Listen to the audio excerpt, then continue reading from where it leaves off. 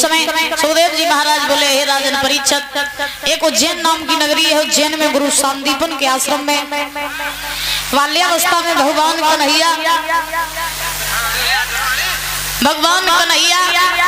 महाराज शिक्षा ग्रहण कर रहे थे। जब बाल्यावस्था में भगवान कन्हैया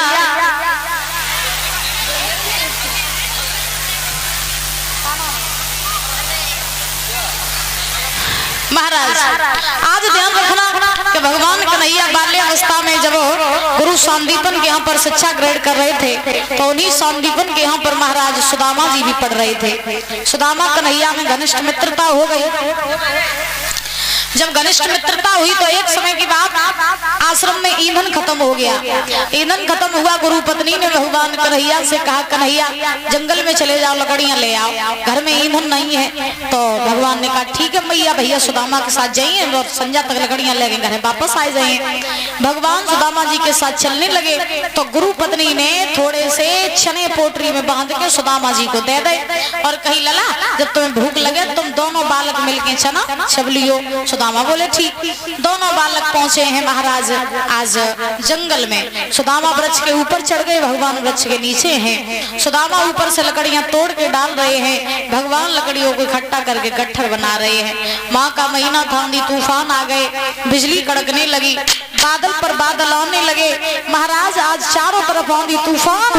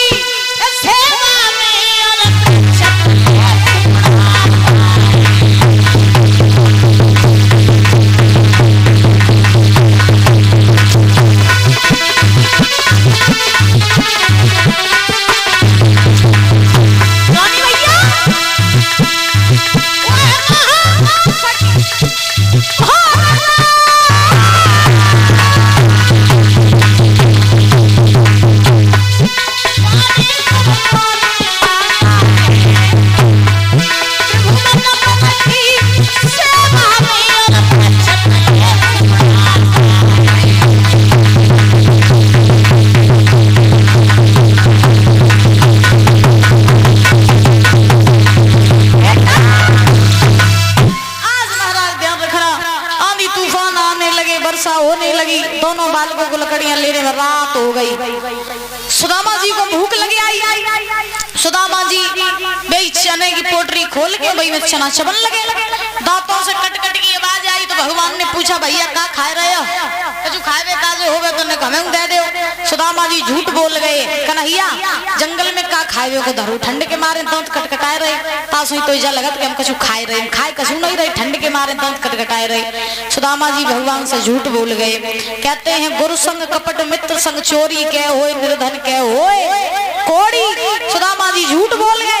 एक प्रमाण ये मिलता है कि सुदामा जी ने जानबूझ के भगवान को वो चने नहीं दे, उन चना को श्राप लगा था कि जो कोई भी वो चने खाएगा वो निर्धन हो जाएगा।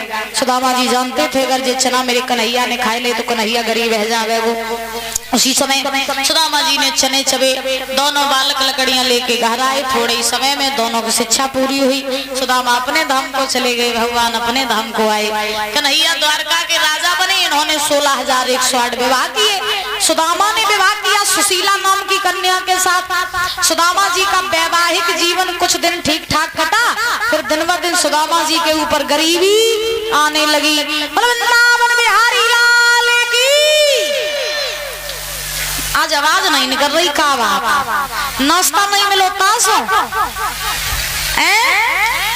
अच्छा महाराज, सुदामा जी ने सुशीला के साथ विवाह किया। कुछ दिन ठीक ठाक कटे वैवाहिक जीवन, फिर गरीबी आने लगी। गरीबी इतनी आई, सुदामा जी द्वार द्वार जा करके भिक्षा मांगने लगे, दाता दाता चिल्लाने लगे।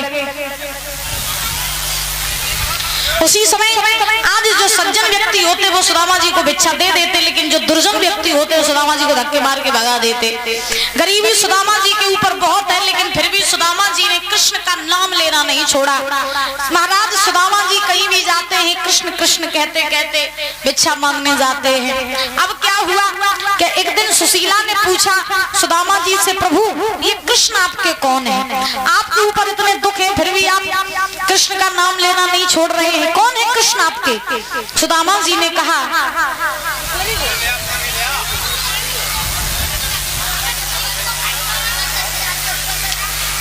सुदामा जी ने कहा, हे भद्रे, कृष्ण जो है ना ये हमारे बचपन के सखा है। हम साथ साथ खेले, साथ साथ बड़े हुए, साथ साथ एक थाली में बैठ के भोजन किया। सुशीला बोली तो अब कन्हैया है का? तो सुदामा जी बोले अब तो वो बहुत बड़ा द्वारका को राजा बनेगा हुआ है। तो सुशीला बोली इतने बड़े राजा के मित्र आप हो और आप अभी तक अपने मित्र के पास घूमने नहीं गए? सुदामा जी बोले कहा मैं दीनहीन ब्राह्मण, अब तो मेरा लाला मैं भूलूंगा वही है। सुशीला बोली एक बार चले जाओ ना और द्वारका में कन्हैया से मिले आओ, का पता कन्हैया तो वो इंतजार कर रहे हो गए। सुदामा जी ने मना किया। सुशीला के बार बार कहने पर सुदामा जी द्वारका जाने के लिए तैयार हुए। अब महाराज सुशीला ने टूटे फूटे चावलों को बांध के पोटरी में सुदामा जी को दे दो, कहीं प्रभु जे भेंट ले जाओ चावलन की और मेरे कन्हैया को दे दियो जाए के, क्योंकि कहते हैं कभी गुरु के यहाँ जाओ या मित्र के यहाँ जाओ खाली हाथ नहीं जाना चाहिए। तो चावलों की भेंट सुदामा जी को दी सुशीला ने और कहा ये कन्हैया को दे देना। सुदामा जी बोले ठीक है। सुदामा जी ने चावलों की पोटरी ली, हाथ में लाठी ली, पोटरी बगल में दवाई, फटे वस्त्र पहन के सुदामा जी आज द्वारका के लिए जाने लगे। और जब द्वारका के लिए सुदामा जी जा रहे हैं तो दशा ये है, सुदामा जी कन्हैया से बोले लाला तेरी नगरी तो बहुत दूर है तो पार तू ही लगाइए। और का बोले सुदामा जी, क्या दूर नगरी बड़ी दूर नगरी,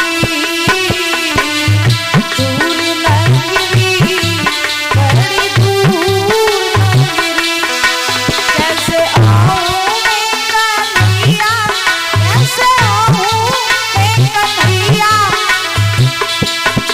तेरी द्वारका नगरी बड़ी दूर नगरी।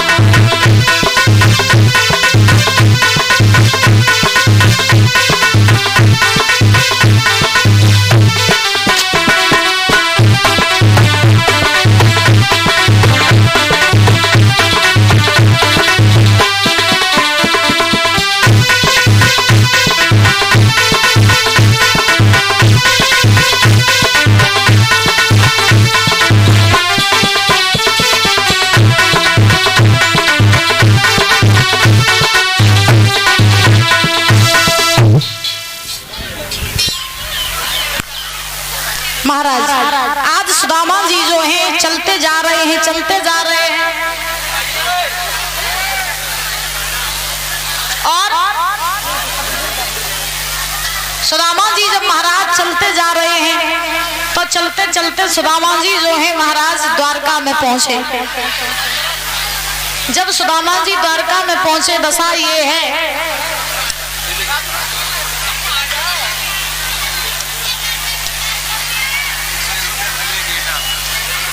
₹100 विवेक भैया एटा से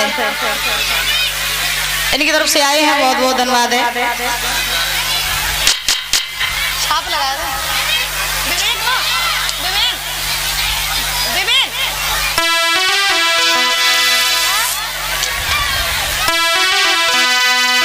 ये विवेक भैया जी की तरफ से ₹100 आए हैं जो एटा से आए हैं, कहना चाहिए।